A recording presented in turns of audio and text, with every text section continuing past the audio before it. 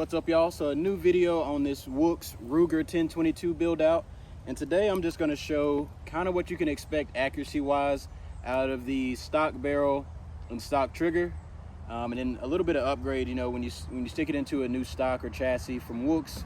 I've got an accutac bipod and I've got some glass from Maven. I just popped off a few rounds to warm up the barrel and then also check where the current zero is at. It's shooting a little left and a little high. So from back here at 50, it looks to be about 2 or 3 inches left and 1.5 inches to 2 inches high. So with taking that into account, I'm going to try to hold about 2 inches right and 1 inch low. Hopefully I said that right, because it's shooting a little bit left and high. So I'm gonna hold a little bit right and low. And then we're gonna see just kind of what sort of accuracy we can get out of the stock gun with minor upgrades, not even a trigger upgrade. And then shooting out of the store, off the shelf, regular 22 stuff that you can find at any of your local gun shops without having to go online and find like Ely or anything quote unquote more expensive or made specifically for matches and very high accuracy. Now that is what I'm going to venture to, but I did want to just see and bring you in to see what you can kind of sort of expect, at least for me, out of this barrel, what we can sort of expect out of the box accuracy wise. So let's load up 10. This is a CCI standard velocity downrange. I actually have a cardboard box from Savior Equipment, and they have a crap ton of little mini targets on there for zeroing and whatnot. So that's what I'm using. So I'm gonna pop off 5 on one and 5 on the next. And then we're just gonna work my way through the different ammos, and then we'll walk down and look at each one and call this video a wrap. So stand by, I'm gonna fire off these 5, and then the next 5, move on to the next thing.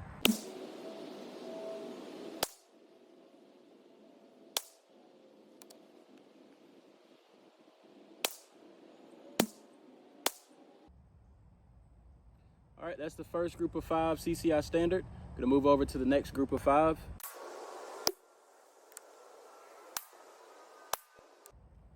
Okay, that CCI standard should be 10 shots.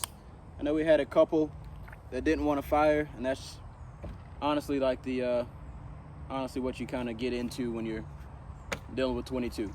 Next stuff is the Cellular and Below Club. Sorry if I butchered that name. S&B Club 22.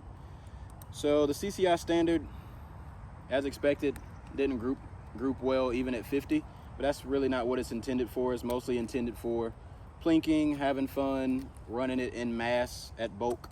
But typically that stuff is pretty consistent as far as the velocity goes. This gun didn't seem to like it. I had at least 2 or 3 failures to feed.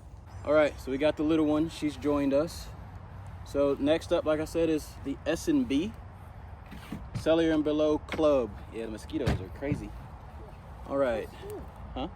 I'm gonna shoot first, and when I'm done recording, you can shoot, okay? Okay, stand right here. You gotta look for me, though. Tell me if I'm doing a good job. Stand by. No stand by for this one. Oh, biscuits.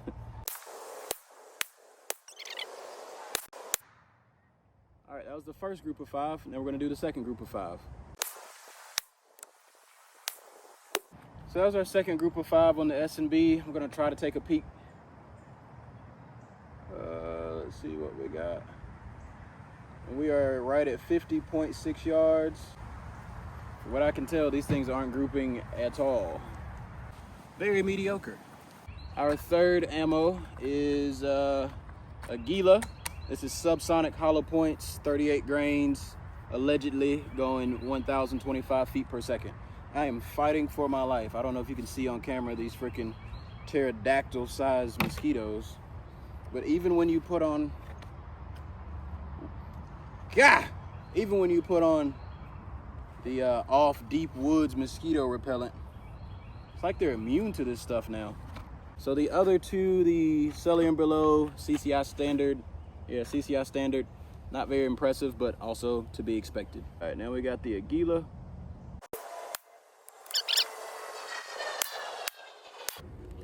All right, that was 5 with a misfire or something. We're gonna do 5 more, or maybe 4 more. All right. right, that was 2 groups of 5 on the Aguila. Yeah, that stuff is spreading out all over the place. Next up, we have Norma TAC 22. I think this is 40 grains going 1083, allegedly. I always say allegedly because when you put ammo on the chrono, very rarely does that ammo actually match up to what's on the box. I do have to say, none of these are impressive thus far.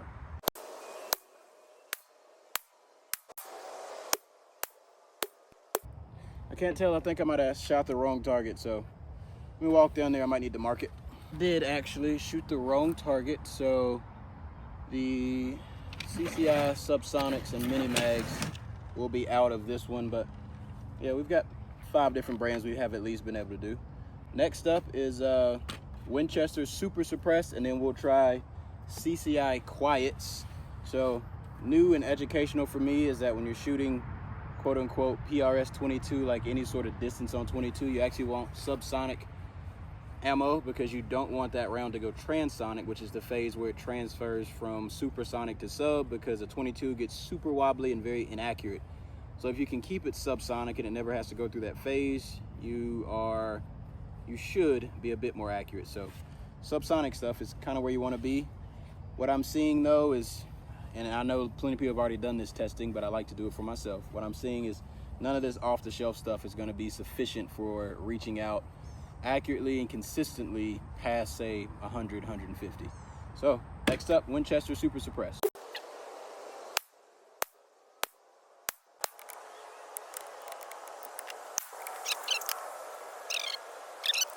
I don't know if you guys can see these things massing, but it is ridiculous.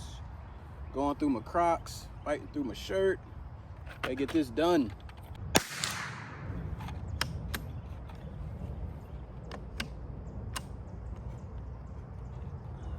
The gun doesn't really seem to like these. It fed the first 5, but after 5, it's not liking it. All right, well, it definitely hated that. Last but not least, gosh dog, mosquitoes. But last but not least, CCI Quiet. This is a 40 grain going a whopping 710 feet per second. 700. Let me know down in the comments what you guys really think about this Woox wood furniture though. So they've got them for the 1022, they got them for Tika, I think the CZ, the very popular 22s that is, shotguns, AR furniture, AK furniture, everything. Everything you like, everything your mama like, something for everybody. Knives, axes, man, they doing the dang thing. And if you're a southern boy like me, they're in the mountains of not even the mountains, they're just in North Carolina, but they pull all the wood from the Appalachian woods, which I thought was really freaking cool.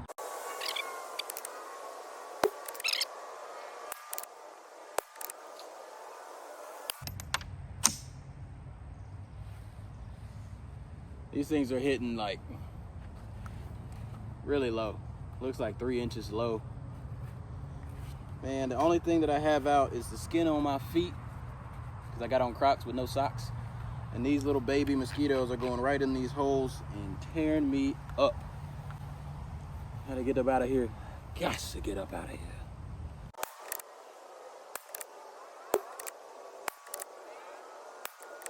Yeah, boy.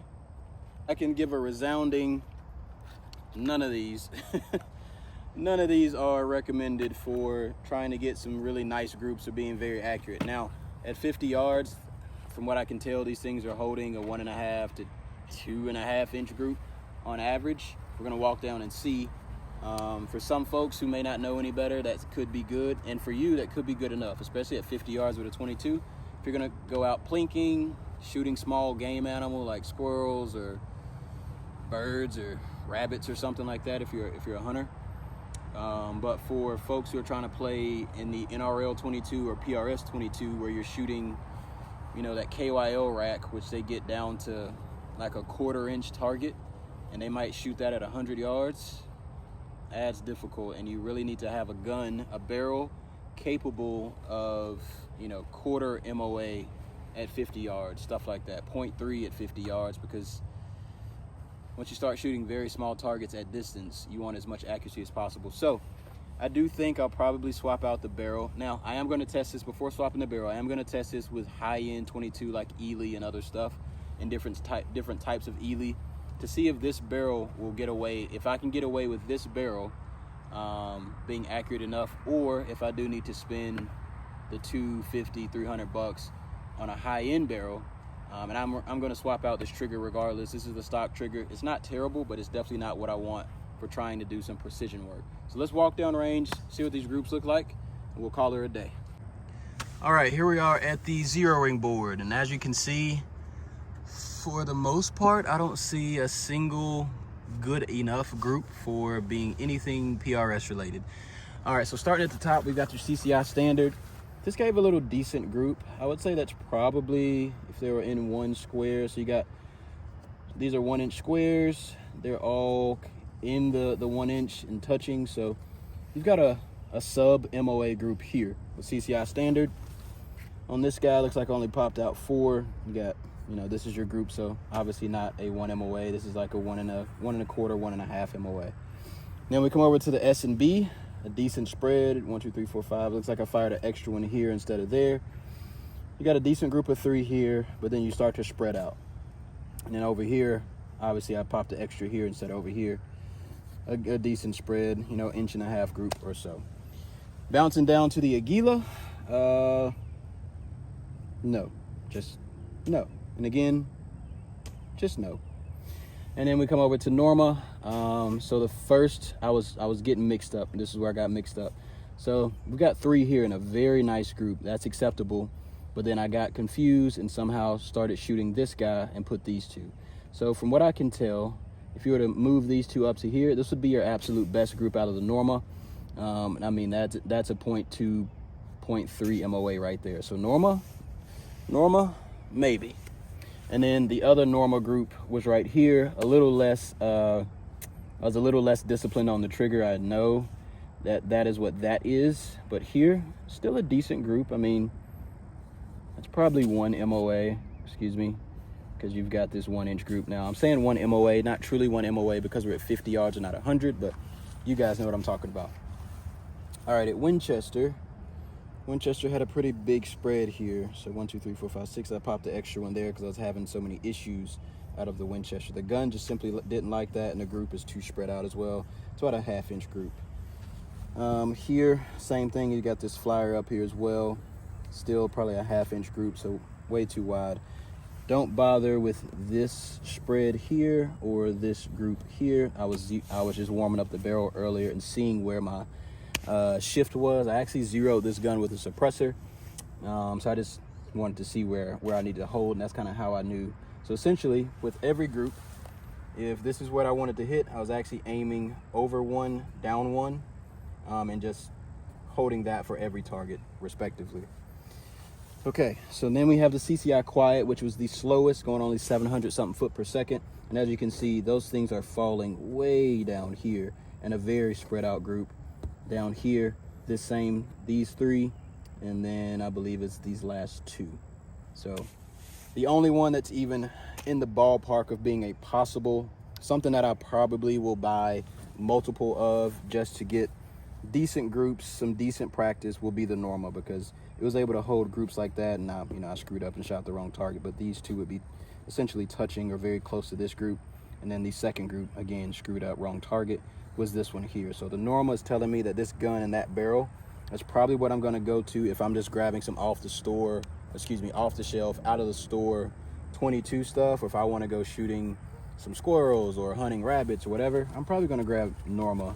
I'm going to do another test to check it with a different batch, but that's what I got. Let me know what you think about this sort of long form content, trying to go down the rabbit hole of just learning a little bit about the PRS, a little bit about the long range game. Obviously we're only at 50 yards, but this is kind of the beginnings of understanding what my gun likes, what it dislikes, what the gun is capable of, what I'm capable of with that particular platform, and things that I want to do to the gun other than changing it out to that Woox chassis / stock, the bipod from Accutac, and the scope from Maven. As far as the fundamentals of shooting, understanding like wind calls and stuff like that, I'm decently solid on it. Once I start stretching past 100 yards is really where my personal education is going to come in and where I think the real fun's going to be. So you guys hit up Woox if you're ever looking for that wood accessory. That is really making that gun much easier for me to hold, to shoot, to be comfortable behind. People tend to discount being comfortable behind a gun, but then also just liking the gun that you're shooting. That especially us Americans, that goes a long way. When you have access to kind of whatever you want within your budget, buy stuff that you like. If you like it, you tend to go and shoot it a lot more, and I tend to like that stuff from Woox. Let me know what you think down in the comments. Let me know if there's any off the shelf stuff local to you that I might be able to get my hands on and try. Otherwise, I'm probably just going to buy a couple different batches of Ely, the different types of Ely, and see what they got. And I think there's a place down in Georgia where you can actually go down and batch test. That'll be some months down the road when I really go down this rabbit hole. But I really do think first thing, I'm probably going to swap the barrel. I pretty much knew when I bought the gun that carbon fiber barrel is really going to be for when my daughter gets a little older. She might be able to swing that thing around in some steel challenge. We can take it on a small hunt to hit squirrels and rabbits and stuff like that. Just plinking, etc., keeping a nice light build. Swap out the barrel to a heavy barrel, not really sold on anybody's brand in particular, but swap it out to a nice heavy profile barrel for the PRS and competition style stuff. So really looking forward to this build, looking forward to some more educational stuff on this. You guys let me know what you like, what you want to see. Drop a comment down below. Until then, later.